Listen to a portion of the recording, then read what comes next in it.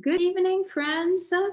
Welcome to Empty Cloud Monastery Virtual Edition. Tonight with Bhante Jayasara, who will be sharing some words of Dhamma on the divine messengers, right? Correct? Great. And hello to friends who are joining us this evening. Hello, Elaine, who says, "Good evening, everyone. A week ago, my deceased mother's cat died, age 16, and my poor dog Buster died on Thanksgiving Day, Sunday. Can they please be blessed by the merit of the Dhamma tonight? Wish the favorable rebirth. May all sentient beings sickness and quickly, and may sickness never arise again for any sentient being. Thank you."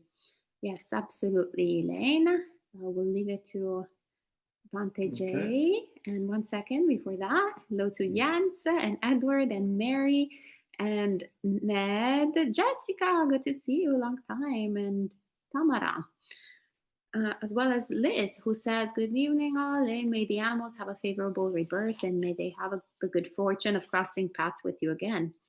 And welcome to also Jen. All right, so I'll pass it on to Bhante J, and we can start the evening. Okay.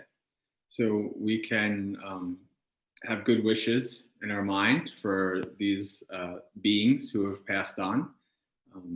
And we can wish that they have a good rebirth in the human realm so that they can come back and learn the Dhamma and eventually be freed from suffering. So we'll do some chanting just briefly.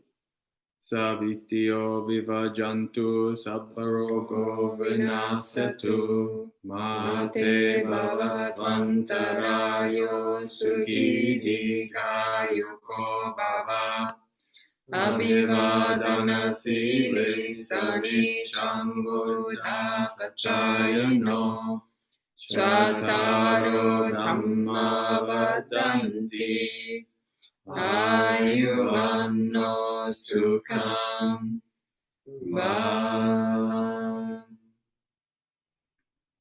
Right. So, as we normally do, let's do some meditation now. So we can get into whatever posture you find is comfortable for you.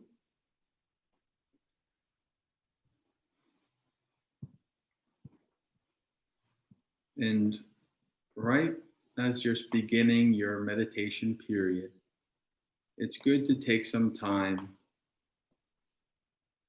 to scan through your body and adjust your posture. The reason we do this is so that we can start to bring our mind from the external to the internal. Bring our mind to this body right here and the mind itself. Moving away from all the external things. And secondly, we want to try and set up our body in a position that is stable and comfortable. As we scan through the body, if you notice small imbalances in your posture or small pains, now is the time to adjust those. Because something small now leads to something much more larger and painful later.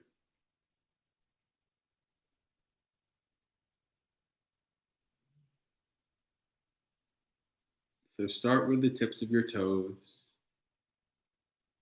and slowly begin to bring your awareness up towards the body. Connect with whatever feeling you can as you scan. For instance, what is the feeling of the toes pressing against the floor or the cushion?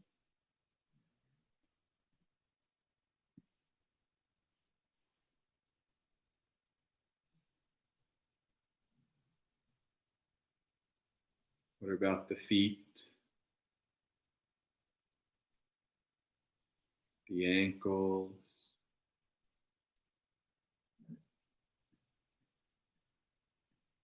they in a comfortable position that supports your posture?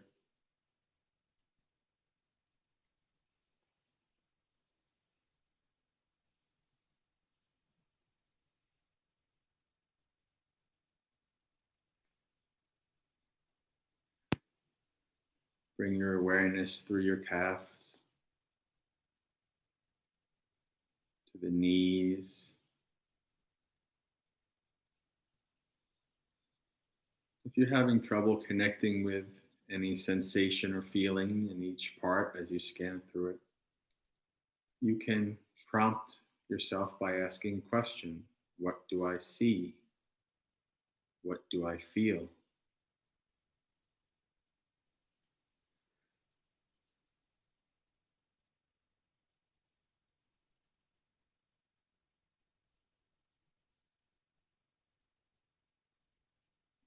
Bring your awareness to the thighs, feeling of the thighs pressing against the cushion or the chair.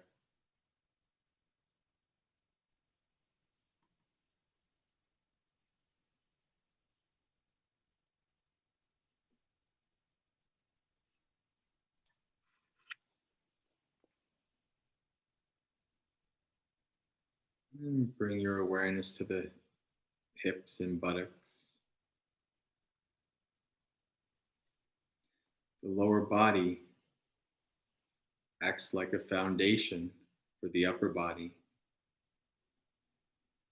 So if the foundation is not stable, the rest that is built upon it will not be either. And check to see that your buttocks is evenly distributed on the cushion or the chair.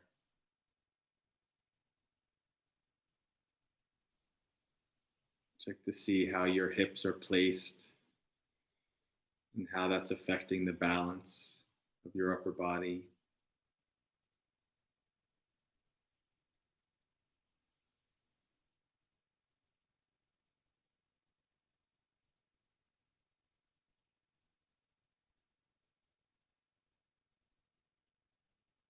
And when you're ready, move your awareness into the abdomen and the chest.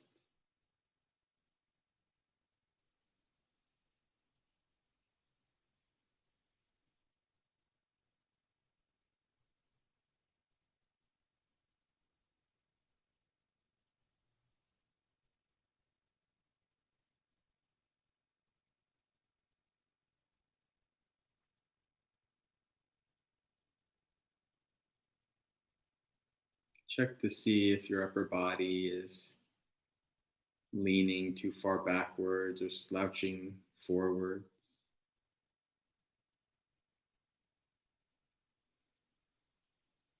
If your lower body is positioned in a stable way, this should act as a support for the stability of your upper body.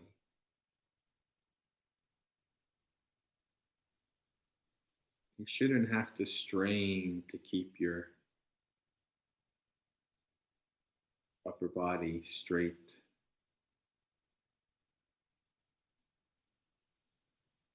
And balanced.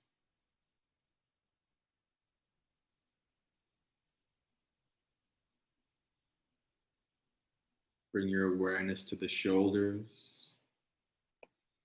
Make sure they're not scrunched up tight, but hanging loosely.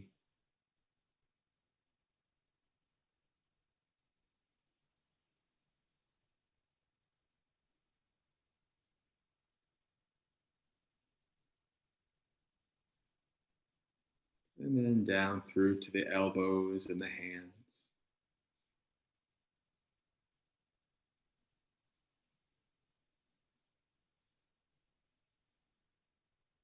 Is the way your elbows and hands placed comfortable?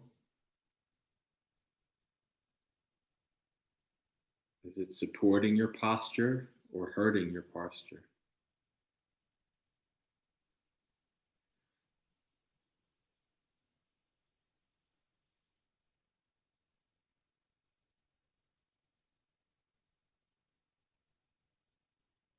And then bring your awareness to your head.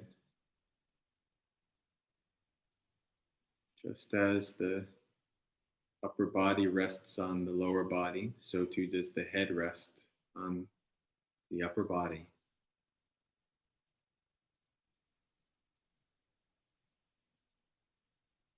Make sure that your head is not slouching too far forward or backwards. With your spine in its neutral, natural position, allowing your head to simply rest comfortably on the shoulders.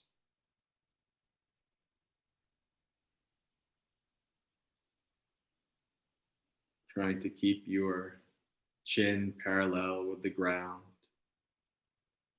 so that your head is not leaning too far forward.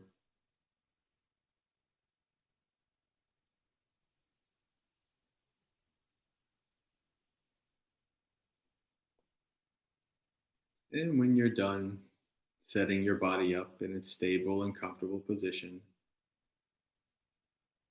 let the body go and take 3 deep, silent breaths.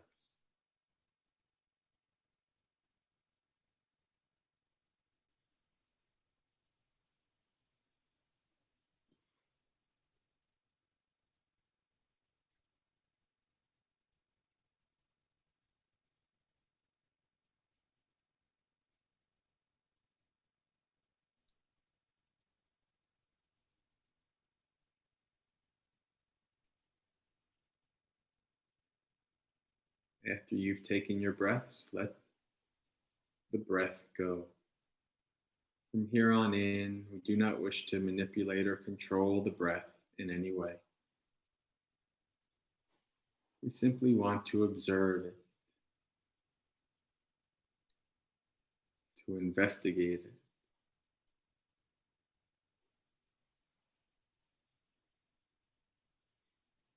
This body has been breathing since the moment you were born and will continue to do so until the second you die.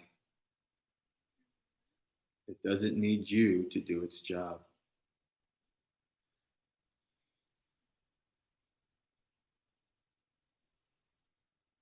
Let go and follow the breath.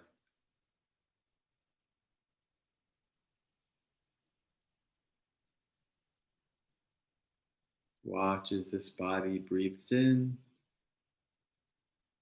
and this body breathes out.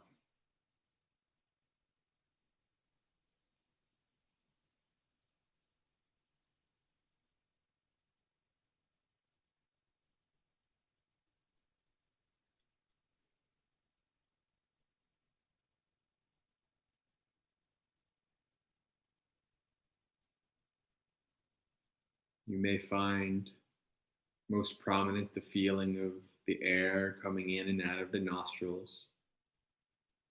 You can watch the breath there. Or if you have trouble with that and the rise and fall of the chest is more prominent, you can place your awareness there.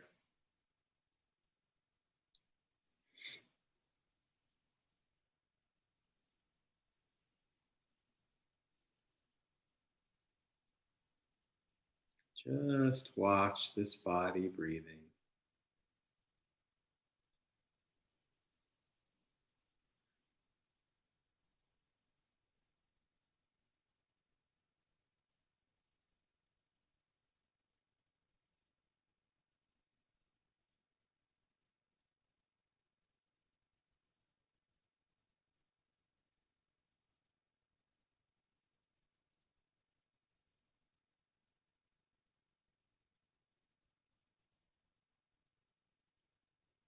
For the friends, we come to this meditation with many responsibilities, worries, burdens, family and friends, work and school, fears, anxieties. For the time of this meditation, let us practice laying our burdens down.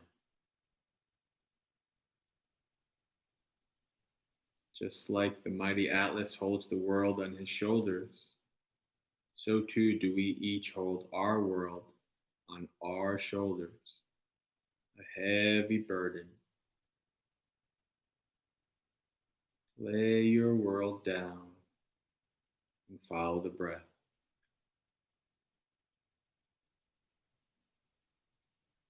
There'll be plenty of time to pick it back up later.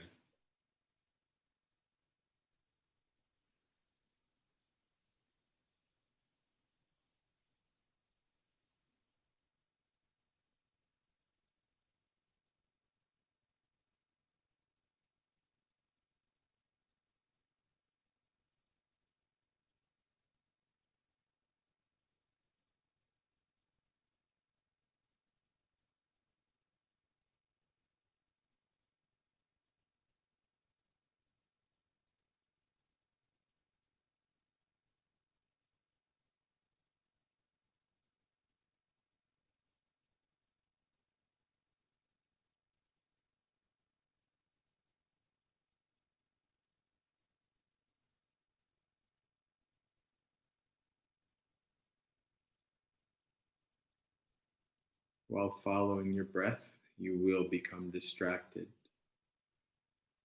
Your mind will want to escape, go across the world, to the past and the future. That's normal. You did not fail or do anything wrong. It is simply the mind showing you its craving.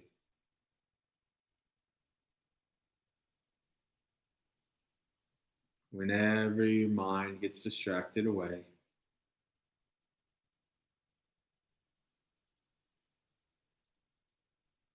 first acknowledge that distraction once you've regained some mindfulness back and realize you've left the breath.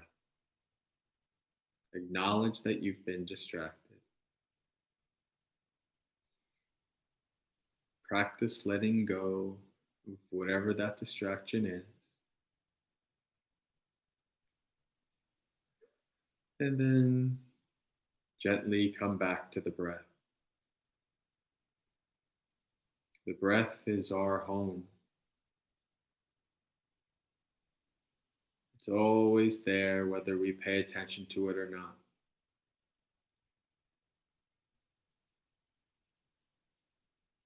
Come back to the breath over and over. Acknowledge, let go, and return.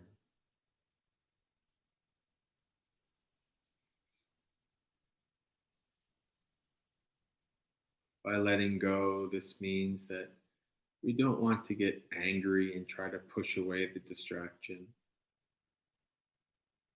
nor do we want to get attached and engrossed in it and keep thinking about it. We simply want to let it be and return to the breath.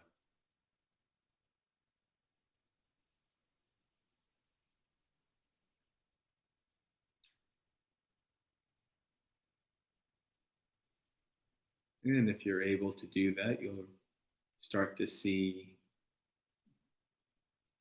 that a stream of thoughts and distracting things will flow through your mind, just like a river, arising and ceasing, coming in and going out, all while you follow the breath. If you give them no energy, they will do their own thing. Arise and cease.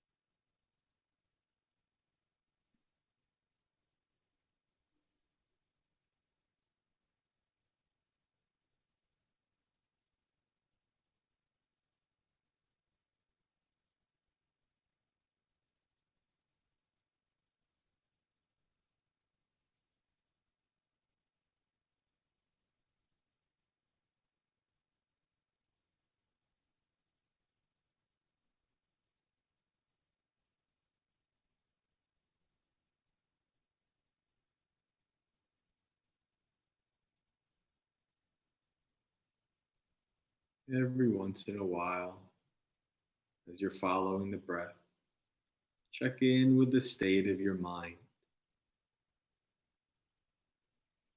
Is your mind becoming more tranquil, calm, and quiet, or not?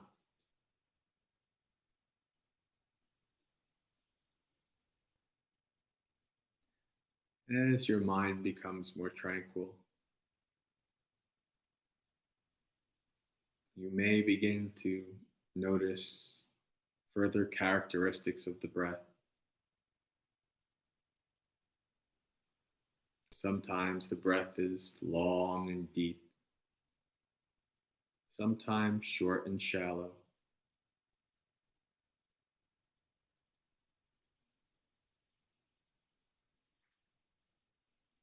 Try to bring your awareness to these changing nature of the breath,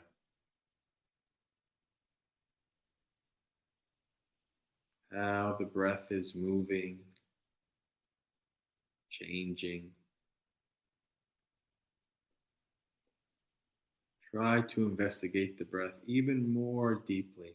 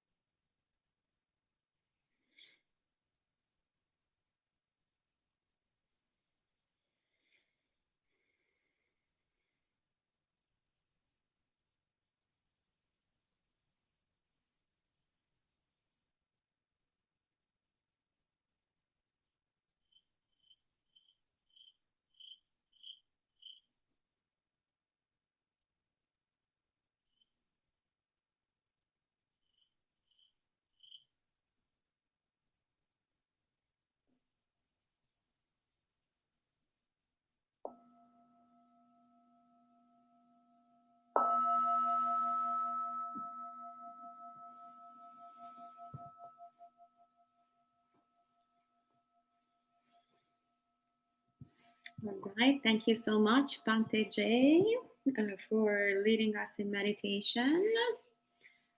And welcome to also Melinda. Good to see you. And Bhante. Great. Thank you. And Tamara is saying, I'm a student at the University of South Florida. I'm here to experience a new place of worship and gain an understanding of cultures different from my own. I'm glad to be here. Well, we're also glad that you're here, Tamara. So hopefully you'll have a good experience. If this was your first time doing meditation, feel free to let us know what your thoughts are, and welcome to Empty Cloud. I'm just going to make sure I'm not flailing around too much that I knock off that. It's a mindfulness practice. Yes, exactly. Welcome also to Mark. All right, and I'll pass it on to Bhante Jay so he can share some words of Dhamma. Okay. Namo tassa bhagavato arahato samma sambuddhassa. Namo tassa bhagavato arahato samma sambuddhassa. Namo tassa bhagavato arahato samma sambuddhassa. So, friends, what the topic that I chose to talk about tonight is, if not the most important topic in Buddhism, definitely in the top 5. And the reason why it's so important is because it's what spurred the Buddha on his quest, right? Something has to be really important for somebody to decide they want to go for awakening, right? What are these things? Divine messengers, Deva Dutta. Okay? So I'm going to be speaking mostly from 3 suttas today. First one is Divine Messengers, and it's Anguttara Nikaya 3.36. And so it starts out with somebody has done some bad things, right? They haven't lived skillfully and they die and they go to hell. Maybe you were listening to Bhante Sudaso a couple of days ago, or was it a week ago, where he says, if you don't believe in karma, you're going to hell. Right? So, this person ends up in the netherworld, in places of woe, and they call them the wardens of hell, bring the person to King Yama. King Yama is an interesting character. And King Yama starts to question him, starts to ask him, interrogate him. And he says, good sir, you have not done good things, good deeds by acting, thoughts, words, and deeds. You have acted unskillfully. Did you not see the divine messengers? And he's like, I guess I haven't. No, I haven't seen the divine messengers. And so King Yama says, did you not see somebody, an old man or a woman, 70, 80, 90 years old, decrepit, having a hard time to walk, all these kind of things? And he's like, oh yeah, I did see that. And then King Yama says, well, if you saw this, did you not think, it is, I too am subject to this. I too am subject to growing older. I should act skillfully and do good deeds, right? Of mind, body, and speech. And he's like, I guess not. I guess I didn't. Right? So he says, okay, well, it's interesting. King Yama says, well, now not your mother or your father or anybody else did these actions. You did these actions. And so then you will have to deal with the consequences. So then King Yama says, did you not see the second divine messenger? Somebody sick, coughing, sneezing, having all kinds of boils and things on the body, all of these illnesses. And the person says, oh yeah, I've seen that before. And King Yama says, did you think, well, I too am subject to this. I should act skillfully and practice well and not do unskillful deeds. And I said, well, I guess I did it. And so the third one, did you not see the third divine messenger? A dead body, 2-3 days bloated. And he says, yeah, yes, I've seen that. He says, did you not think I am subject to this as well? Right? I am subject to death. He says, no, I didn't. And then after that, he goes, the wardens take him away, and the stuff that happens to him is about equal to a typical Baptist preacher would say on a Sunday morning of what happens in hell, right? So the divine messengers, right? Old age, sickness, death. We know the mythological story of the Buddha's, going forth, right? When he was a prince and the king kept him inside and he wouldn't go out and all these kind of things. And, he wanted to go out and the king didn't want to let him. So he set all this, he set the town, the kingdom all perfect for him. But every time he went out, first he saw an old person and he freaked out and he went back in, because the story goes that he didn't see, everybody was young, everybody was healthy, everything was beautiful. He didn't see old age, sickness, and death, right? So he saw an old person, freaked out, came back in, went out again, saw a sick person, freaked out, went back in, went out again, saw a dead person, freaked out, came back in, right? And so this changed him. Right? And he went out again, the fourth time, what did he saw? He saw a shaven-headed ascetic. He says, I think these people might have, maybe the way to go to end this samsaric journey, right? To end this suffering. There's a sutta in the Anguttara Nikaya. Again, actually, it's not that far. It's only a couple suttas down from the Messenger Sutta. It's called Delicate. It's Anguttara Nikaya 3.39. And in this, the Buddha says, Bhikkhus, I was delicately raised. Right? I had 3 mansions, one for each of the 3 seasons of the Indian, seasons. He says, I had in all of these seasons, I was attended to by many servants, none of which were men. Right? So he's talking about how he was living the playboy lifestyle. Right? He had all kinds of mansions and women and all kinds of pleasures, whatever you could have, right? And he said, and this tends to happen, right? Things in life tend to have people start to contemplate.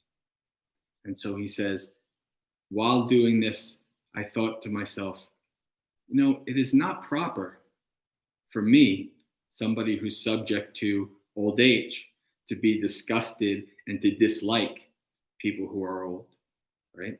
To dislike this old age. It is not proper for me, who is subject to illness, to dislike somebody or to be disgusted by somebody who's sick. Because I too am subject to that. I'm subject to old age. I'm subject to sickness. It is not proper for me, somebody who is subject to death, to be disgusted and to shy away from somebody who is dying or dead. The Buddha says there are these 3 intoxications: intoxications with youth, intoxication with health, and intoxication with life. And he said, upon reflecting on these things, my intoxication with youth, health, and life vanished, were destroyed. Right? See, think about how important that is, right? We like to, think about, let me learn about 6 jhana and do all, be very kind of getting into intellectual and really the deep Dhamma, right? But do we pay attention every day? Do we see the divine messengers? Right? Are we seeing old age, sickness, and death? Or are we doing what our society does? Try to avoid it at all costs. Try to run away from it. Try to hide it, right? As soon as you get gray hair, you start dyeing your hair, right? Losing your hair, you put some Rogaine on, or you have to get a wig or something like that, right? You start to get wrinkly skin. You want to get some Botox, or get some magical cream, that promises that you're going to be, look like you're 20 years younger and all these kind of things, right? We don't want to be around dead people, right? We hide, death is hidden away, right? All of these things. We don't want to be around sick people.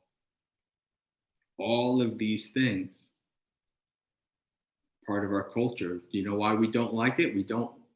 They're not comfortable. It's an uncomfortable thing to watch somebody be sick, right? Maybe somebody has cancer. It's uncomfortable for you to have it too, right? It's an uncomfortable thing to watch people you like as you get older and you start to watch your parents, people who raised you, people who were young and strong and, all these kind of things, right? And then they're becoming older and grayer and weaker and hunching over, and it's like, oh, wow, to watch this. We don't like these things, right? They're unpleasant, they're uncomfortable, but they are reality, right? And so when we see these things, right? I mean, it might sound silly, but if you're lucky enough to have divine messengers come to you, then it is such a wonderful experience and an opportunity to learn to see these things as they are, to understand them, and to have that put you on the right track. Right? The Buddha says, there's a simile, Pabbatopama Sutta. I don't know the number of that off the top of my head, but it's the simile of the mountains. You can Google that. And the Buddha is talking to a king, and he says, king, what would you do if your scouts came from all four directions and said there are mountains as tall as the sky coming in from all four directions, crushing everything in its wake? What would you do? And the king says, what is there to do but practice Dhamma, to live Dhamma, live skillfully? Right? So the Buddha says, I exhort you, O king, old age, sickness, and death are coming in like those mountains from all corners. When old age, sickness, and death are coming in, what can you do? The king says, practice Dhamma, live skillfully. Right? If we don't do this, you might think, oh yeah, he's talking about hell and going to hell and all these kind of things in that original sutta. But the important thing to understand here is that your actions matter, and that if you keep these reflections in, if you are mindful, if you live mindfully of the realities of life, then what do? You have zeal to practice, right? You have desire to practice, to learn Dhamma, to study Dhamma, to practice Dhamma, right? You have desire to live more skillfully in the world for yourself and others. So these things should always be very close, very close. Okay? Even if you don't like it, you should start to learn. Right, one of the things like with Asubha meditation, like mindfulness of death, charnel ground, all these kind of mindfulness of death meditations in Buddhism, a lot of people when they first start out, they're so freaked out about it. They have really averse reactions. They're scared. They feel like they're going to throw up. All these kind of things. It's not a pleasant experience, and the reason for that is because you've gone your whole life avoiding these things. I can tell you from experience that if you practice and you reflect on these over and over and over again, that fear, the disgust, the anxiety, all that goes away. And what's left is peace. I've told this story before, of the story of like about 2 years ago. When I was at Bhavana Society, one thing that we always did was walk. We walk on the road, right? So I walked on the road for years. Even before I lived there, when I go, I walk on the road. 7, 8 years of walking on the road, right? And like 2 years ago, for some reason, as the cars, when the cars go, we wave and we practice, give them metta and all that stuff. But for some reason, all of a sudden, I started having a fear that I was going to get hit. It wasn't that one time. It was just consistently. I started when I heard a car, fear would arise. And so when that happened, what would the average person say? The chances of you dying, that's not much. Don't worry about it. But my mind said, yes, I might die right now. I might die today. And so it got to the point where every time, I would say, when I hear the car, death is coming for me. And you might think that freaked me out, but no, I've been practicing for enough years that actually, oh yeah, death is coming for me. Sure, maybe not now, but it's eventually coming, just like the mountains. And the fear goes away. Peace. Oh yeah, this is kind of nice. I'm just walking on the road, giving metta, etc. Right? So the Buddha, in the last sutta that I want to talk about, which is Anguttara Nikaya. Anguttara Nikaya has all of these. It's really good today. This is an Anguttara Nikaya night. 5.57. It's called themes. Right? Bhikkhu Bodhi translates it as themes. Bhante Sujata translated as subjects for contemplation. And so the Buddha wants us to do these things, and now he gives us a little exercise on how we do it. And he starts out and he says, Bhikkhus, whether you're a woman or a man, lay or ordained, you should reflect and practice thus. Right? So what is this? There's nobody that's excluded from this. You can't be like, oh, I'm not a monk. I don't need to practice. I don't need to reflect on these things. No, right? Doesn't matter who you are. You should reflect on these things often. What's the first one? You should probably know by now, right? I am subject to aging and decay. I am not exempt from aging and decay. Reflect on that. Yeah, I'm subject to aging. If you're older, like you hit 40-ish or whatever, you start to see, like I had my first gray hair at 36 and all these. So, as you get older, if you're younger, it's harder to see. But as you get older, it's much easier to see, right? But maybe you can see the aging in the people around you, right? This is the divine messenger. Is not just you getting old, it's everybody else around you. You can look out and you can see aging, right? Second is, I am subject to illness. I'm not exempt from illness. Again, maybe you don't get sick that much, but you can look around you and you can see lots of sickness, especially in the age of COVID, right? We have a pandemic, so this is a very easy one to see these days. Third, I'm subject to death. I am not exempt from death.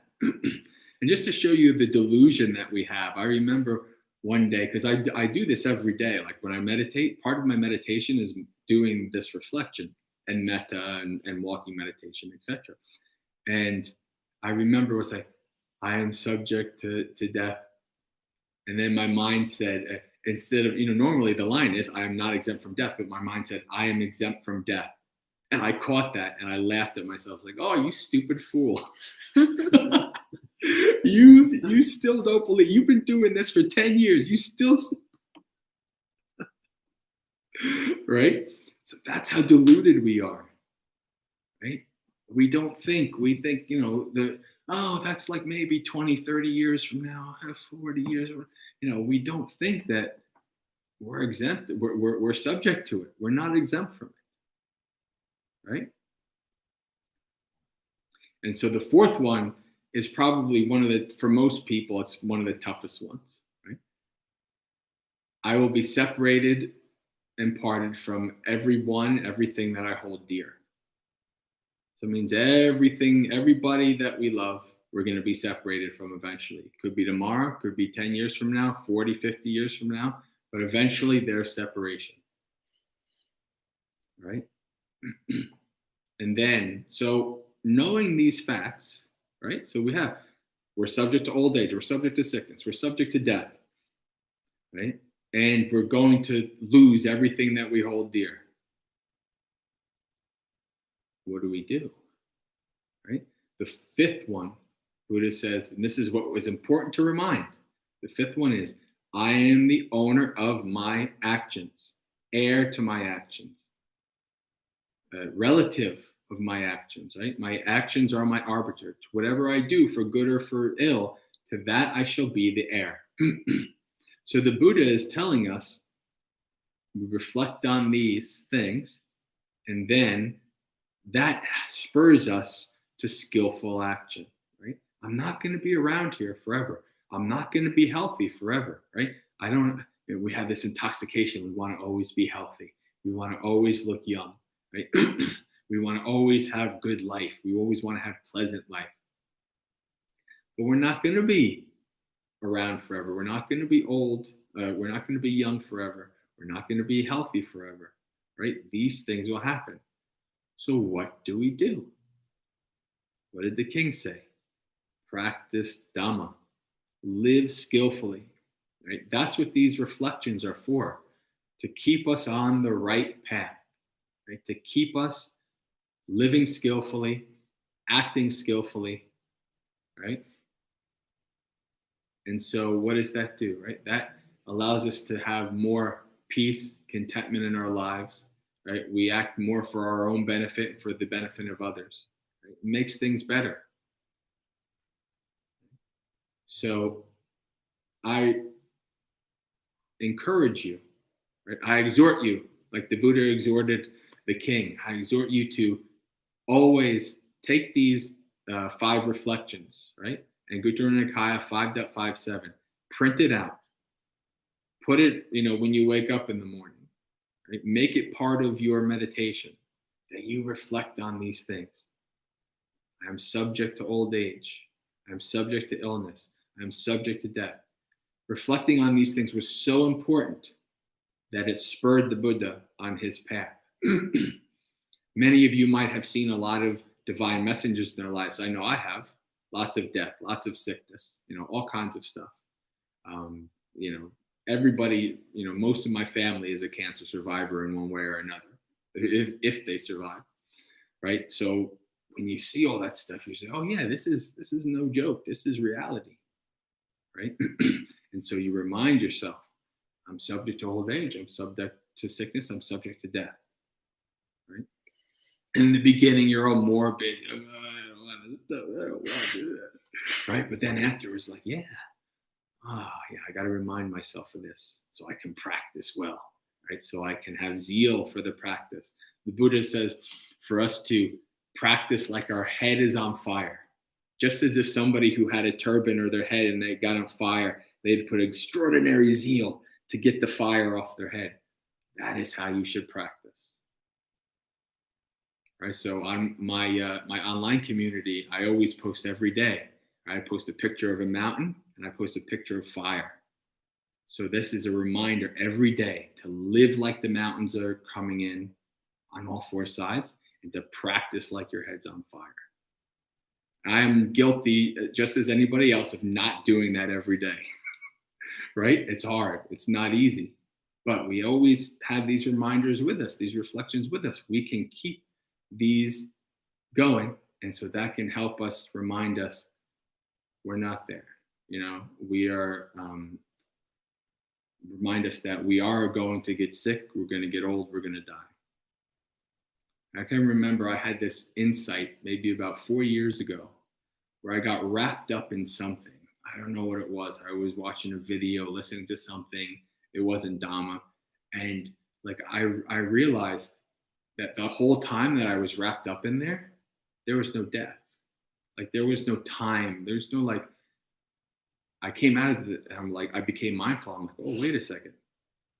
I didn't think I was going to get old then. I didn't think I was going to die then. I didn't think I was going to get sick then. Like, and that's how most of us live.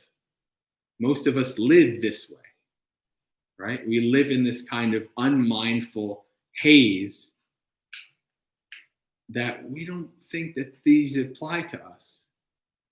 This is why we need to practice these 5 reflections every day. Make sure that when the divine messengers come, we see them, we understand them, and we use them as a springboard for our practice so that we can continue to act skillfully and eventually attain peace and liberation. And with that, I'll end this talk. Thank you, Bhante. Sadhu, sadhu, sadhu. So Jens is sharing. Well, first of all, welcome to Putrika and Priyas. And Jens is sharing just a reflection. My father, who was an educator, constantly tried to teach me. I, of course, rarely listened. It was being with him as he aged, grew sick, and through the process of his death that I was given the greatest lesson and for which I'm always grateful for. Mm-hmm. Yeah. And Mark has a question. When you said, I am the owner of my actions, how would Buddhism define that I? Is this the 5 aggregates? Well, this is kind of, there's 2 things, right? There's the conventional and there's the transcendent, right? In the conventional world, you are performing actions, right? You are doing these things. So you need to reflect on that you are the owner of your actions, right? In the transcendent, no, there's no I, right? It's just processes. It's just the aggregates.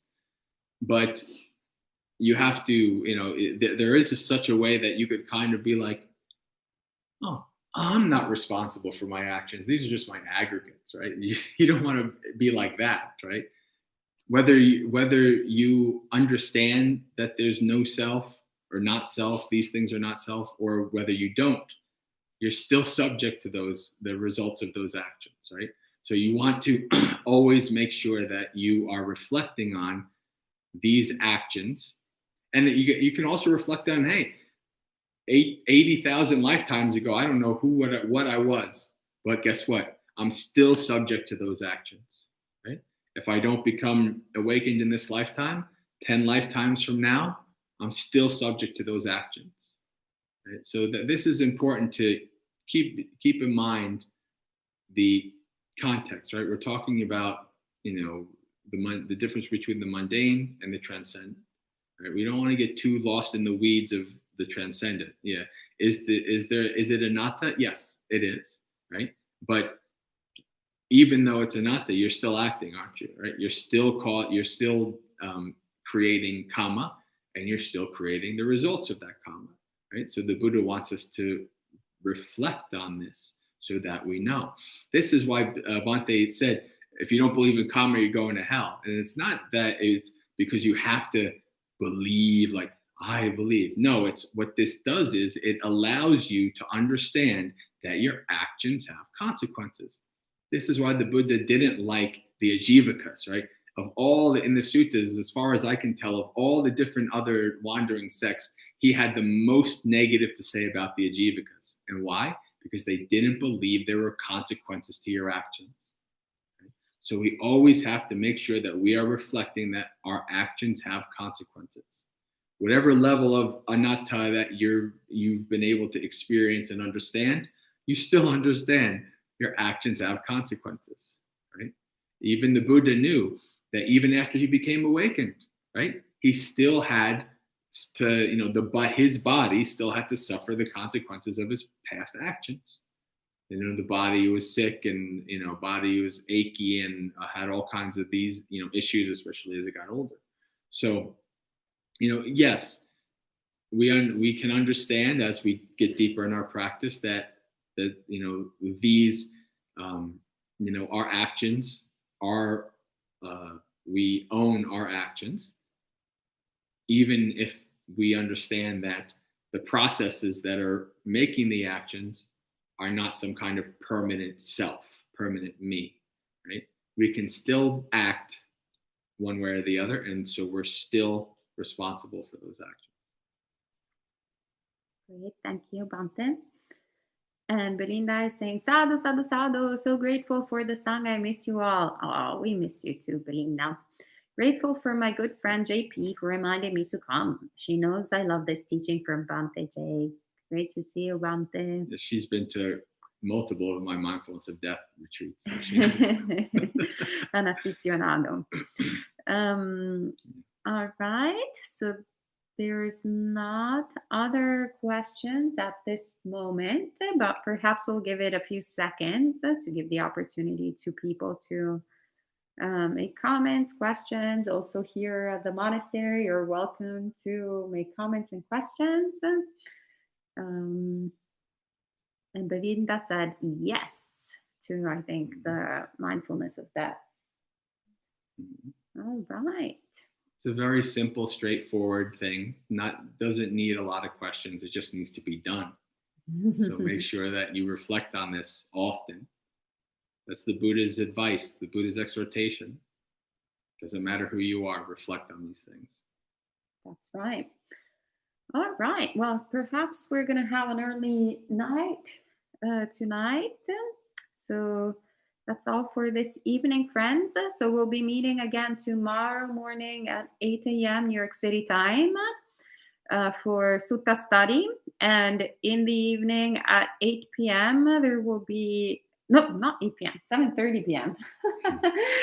7:30 p.m. with Bhante Sudaso. And again on Friday morning at 8 a.m., another Sutta study with Bhante Sudaso, and Friday evening monk chat. So you can bring all your questions that you have related to Buddha, Dhamma, and Sangha, and we'll try our best to answer them. There won't be one monk, nor two monks, nor three monks. There will be 4 monks probably on Friday evening. Or more than one. This was last time was the Bhante Sudaso's life before Buddhist Insights. Oh, that's right. So now then it will be only after. 3 monks. Yeah. So this Friday. Mm-hmm. All right. Well, we can end with 3 sadhus. Sadhu, sadhu, sadhu. Have a great rest of the evening. You're going to die.